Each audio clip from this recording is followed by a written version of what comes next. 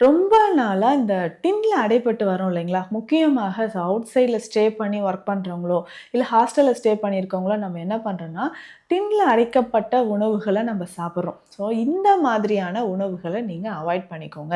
நம்ம வீட்ல ஒரு உணவு நீங்க சமைக்கிறீங்கன்னா, மேக்ஸிமம் 1 டே காலையில சமைத்த உணவுனா ஒரு 3, 4 மணி நேரத்துக்குள்ள நம்ம வந்து அத சாப்பிட்டு முடிச்சிடணும். ஆனா, இப்போ இந்த டின்ல அடைக்கப்பட்ட உணவுகள்லாம் பார்த்தோம்னா, ஒரு மாத கணக்குல 6 மாதம், 8 மாதம் வரைக்கும் டைம் போட்டிருப்பாங்க. ஸோ, அப்ப அந்த அளவுக்கு ப்ரிசர்வேட்டிவ்ஸ் சேர்த்திருக்கக்கூடிய உணவுகளாக இருக்கும்போது, உங்க நரம்புகள் அதிகமாக பாதிக்கப்படுது. கேன்சர் சம்மந்தப்பட்ட பிரச்சனைகளும் வர்றதுக்கு வாய்ப்பு இருக்கு. ஸோ, அந்த டின்ல இருக்கக்கூடிய கெமிக்கல்ஸ், ஹெவி மெட்டல்ஸ் இது ஃபர்ஸ்ட் பாயிண்ட். அதுக்கப்புறம் அதில சேர்த்திருக்கக்கூடிய ப்ரிசர்வேட்டிவ்ஸ். ஸோ, இந்த மாரி ப்ரிசர்வேட்டிவ்ஸ் இல்ல ஃப்ரோசன் டயட் எடுக்கிறது, இது எல்லாமே ரொம்ப நாளா, ரொம்ப மாதமாக வருடக்கணக்கில் பதப்படுத்தப்பட்ட உணவுகள நம்ம நெறைய சாப்பிட்டாலும் நரம்புகள் பாதிக்கப்படுது.